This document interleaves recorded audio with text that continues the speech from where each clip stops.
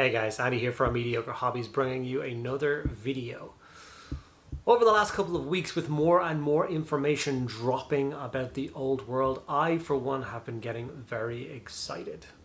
I don't know about you guys, but I need to do some old world. It's kind of crazy. It was my favorite game system back before they got rid of it and turned it into Age of Sigmar. Nothing wrong with Age of Sigmar, big fan of that as well, but the old Warhammer rule system was by far my favorite system and the game that I played the most games of it, I think. So, I dug out this very special case. It is a Warhammer 25th anniversary transport case for my figurines. And I am going to take some miniatures out of that and maybe do some work on them in today's video. I have one specific miniature in mind, which is just a basic Bretonnian peasant archer. These models are fantastic. I built a bunch of them at the end of my Warhammer Fantasy journey, just before they got rid of them, and I never really got to put any paint on them. But as we now know, all 20mm bases go to 25mm bases, so I'm going to have to do something about that, and that's where the sponsor of today's video, War Factor, comes into play, and I will tell you more about that later on in the video. But without further ado, let's paint a Bretonnian peasant archer. I'm excited. I honestly have no idea how many of these old cases I have stored away containing old Warhammer Fantasy armies. It seems like such a shame to leave them gathering dust or forgotten, especially now that the old world is going to be returning with a vengeance. I, for one, am super excited for this to happen. Knowing that one of the Bretonnians are going to be one of the flagship armies of the new system is very exciting for me, as I had quite a large collection of Bretonnians, and to be perfectly honest with you, I never really got a lot of paint on them. So that's something I plan to rectify, and I'm going to basically pledge now that Bretonnians are going to be my first new old world army. I'm finally going to get all those beautiful models that I own painted up and used on a tabletop. I am so excited for it. But let's start simple. Actually, two reasons to start simple. One, we know now officially that 20mm bases go to 25mm bases, which is very good. And we don't know what size cavalry go to. So I couldn't do a unit of Bretonnian Knights right now if I wanted to, because I do not know what size new cavalry is on. We've seen from images that they are definitely on bigger bases than they currently are, which I, for one, are a huge fan of the idea of bumping everything up a little bit in size. I've played a million games of old Warhammer, and I can tell you from the bottom of my heart, they do not rank up well. It is absolute nightmare if you have dynamic units like Bretonnian Knights to sit next to each other, having a character in the middle. It's a disaster. So going a little bit bigger, having a little bit of room around each miniature in the game, I'm all for this. Thoroughly agree with it. So because we only know that the 20s are going to 25mm, that means I'm going to start with a peasant model, and for this I'm going to choose one of the peasant archers. Choosing a color scheme for the peasant archers is not an easy thing. I mean, choosing a color for Bretonnian army in general is not an easy thing. I know that I'm going to stick with Games Workshop's new style and go with a single household color. I do not want the mixed colored knights. It's beautiful, don't get me wrong. It's just a lot of work, and I don't want to put that much time into each individual model. I want to paint units at a time, so that's what I'm going to do. So War Factor originally sent me out a pile of adapter bases for their new crowdfunding campaign, which was very kind of them. We had a whole different video plan for these. I was going to show you guys the basic 25 to 32mm Space Marine style base upgrades, which they do. They're really fantastic. If you have any old Space Marines that you need to bump up, or if you have, say, new Termagants that need to go to the slightly bigger 28mm base, everything you need is there. And I will tell you a little bit more about them later, or I'll let them tell you a little bit more about them later. But if you do need base upgrades for any reason, there's links to the below and you can check them out for yourself. They also sent me a bunch of custom nameplate bases. This one in particular is to show off all the different fonts that are available to them. There's actually much more than this, but they are super crisp, super beautiful, and you can get them as adapters so they can just snap around already existing bases, or you can get them as solid bases with the names. The names on these ones are actually some of my Patreons that will become an Imperial Guard regiment at some stage in the near future. They do all sorts of different sizes. So for instance, there's a 32mm base with one of my patrons' names on it. That'll of course be a commander or a sergeant in my army. Super crisp, super clean. And like I said, we had a different video planned, and then they announced the fantasy bases were going up inside, and I immediately contacted him and asked him, is he going to do the adapters for these? He said yes. I asked him, could I get some prototypes? He sent me these, and as soon as I got my hands on them, I knew I was going to pivot my video entirely, and I was going to do them all based on a fantasy unit. Ever since, all the talk has been going on for Old World, I've been dying to paint up a miniature. So here's how the model is. It's sat into it right now. This isn't stuck in or anything like this. This is just how it, because it's kind of broken on one corner, broken open on one corner, it just opens up and bends around the base. Here I am just cutting some of the flash away from the production model with a very sharp knife and being very careful. Wrapping it around the base and adding a little super glue to the corner that connects together.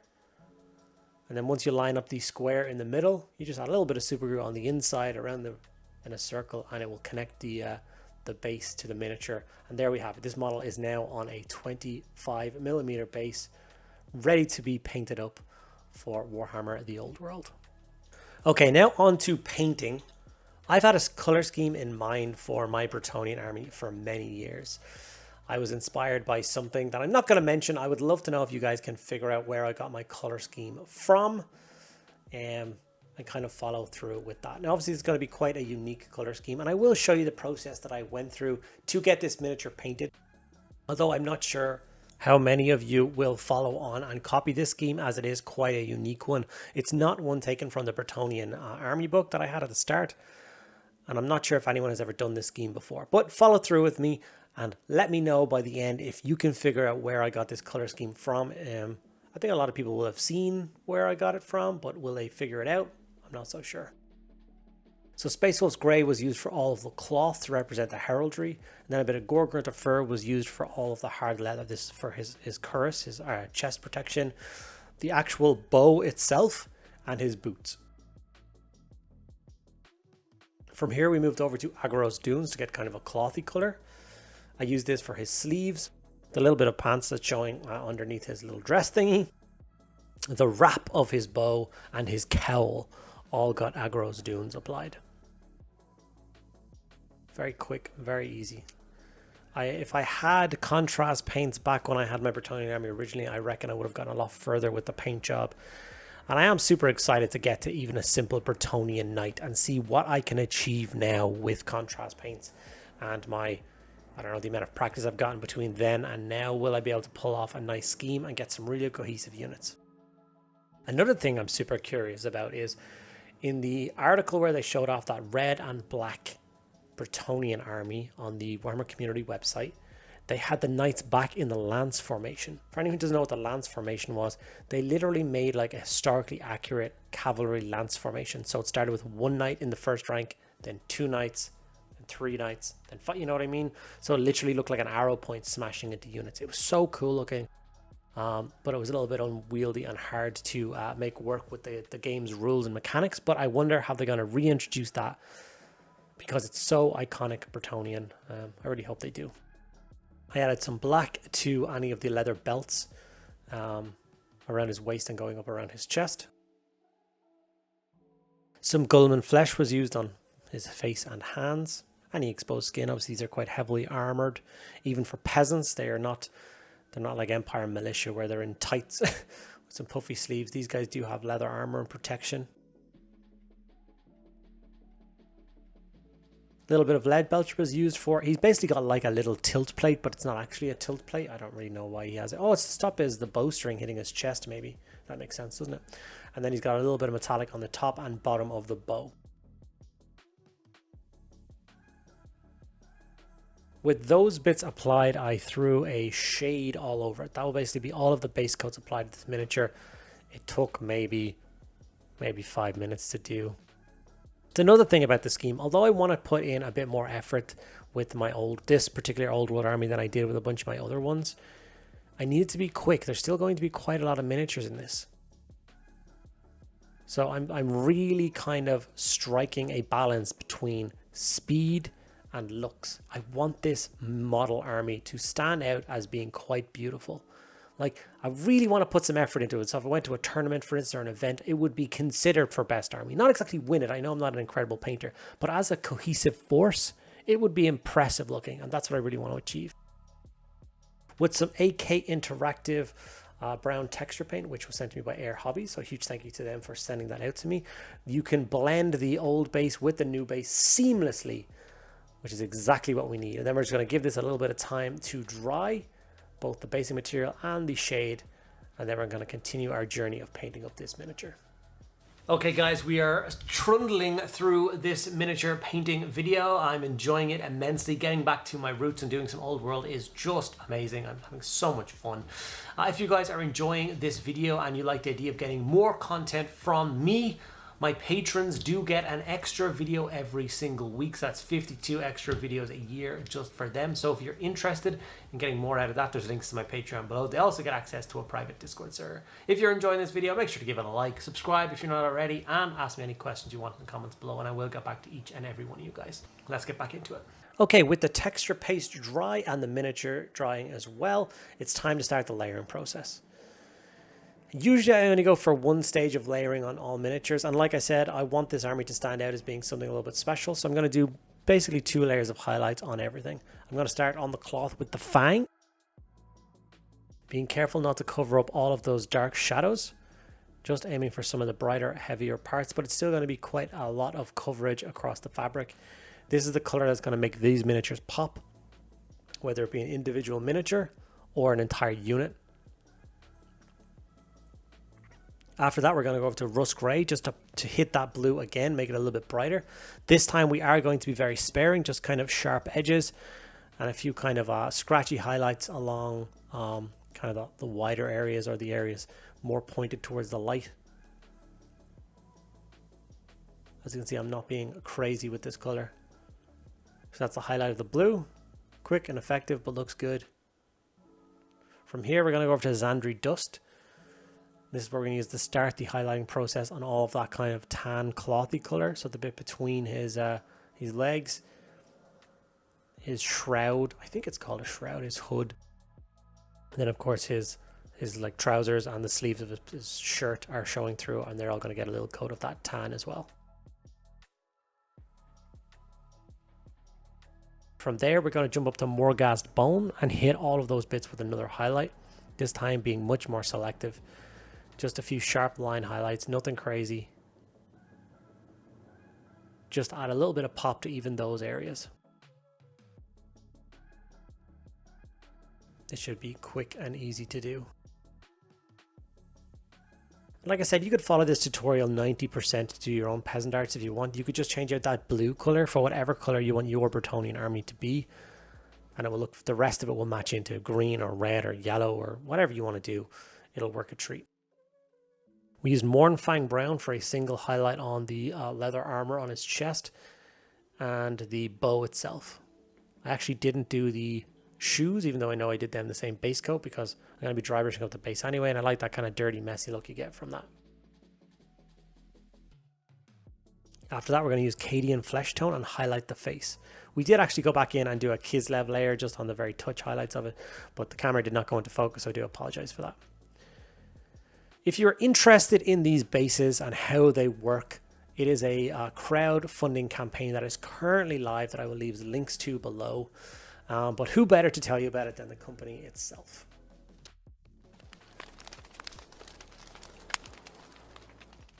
Warfactor present the new base adapter. Convert your models from 25 to 28 mil.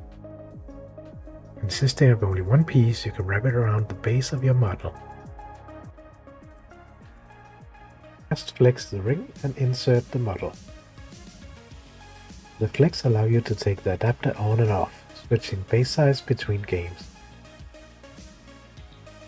You can color the adapter and use them as squad markers. The adapter will stay attached to the model without glue. And for the second part, Warfactor introduced named and titled adapters. Get your miniatures to any base size. Choose between a wealth of fonts.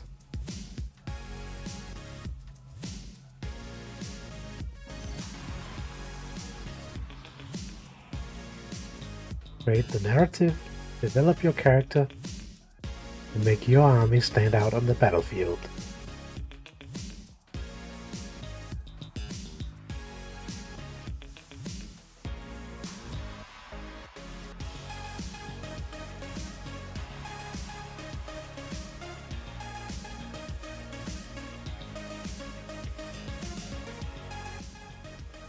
Okay, now that's all that's left to do with my miniature is finishing off the basing process. So I'm just going to do a couple of dry brushes. I do an orange, it's actually Rise of Rust, across the brown texture. People often ask me why I like to do an orange on my mud. I just think it suits really well.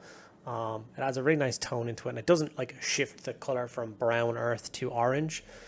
It just works a treat, and especially when we get big models like Bretonnian trebuchets and the like that I plan to do, that I plan to get painted. I think this is going to work a treat for that. From there, all I do after that is I give it a light dry brush of bone. This is the same techniques I do from my Martian bases and all my Space Marines. Don't ask me why it works so well, but it does. I think it looks great. Here's the bone layer going on. As you can see, I'm being quite light with that. Not going to damage the model. After that, we tidy up the base rims. There's room for debate as to what color the rims of a fantasy miniature can be, black or brown. Usually in the past I did brown, but I think I'm going to stick to my guns and go for black with all of these. I like the neat and tidy look of it. From there, all we have left to do is add a couple of grass tufts and some flowers to make this miniature paint to pop. Bretonnians obviously live in quite lush green lands next to where wood elves live, but that's a story for another time. So adding some like rich grass tufts and then a few nice flowers really sets off the miniature and gives me my first ever fully painted Bretonnian miniature, the first of many to come. I'm super pleased with this and super proud of the result, and I hope you guys have enjoyed watching it. Okay guys, and there we have it. The first Warhammer Old World tutorial on my channel. A Bretonnian peasant archer. A beautiful sculpt, really old model. Delighted with the paint job. Just an all-around fun video to make. Do you want to say a huge thank you again to War Factor for sponsoring today's video. Without you guys, I wouldn't be able to make this happen. So once again, thank you so much. If you guys enjoyed this video, make sure to do the usual, like, comment, subscribe, show your support. It really does mean the world to me. I was a huge fan of Warhammer Old World and have quite a large collection of it. So if there are other Old World tutorials that you would like to see in preparation for the Old World dropping at some point in the near future, please let me know in the comments below. I literally have pretty much everything. Go on, test me. I dare you. All right, guys, thank you so much for watching. I'll see you in the next video.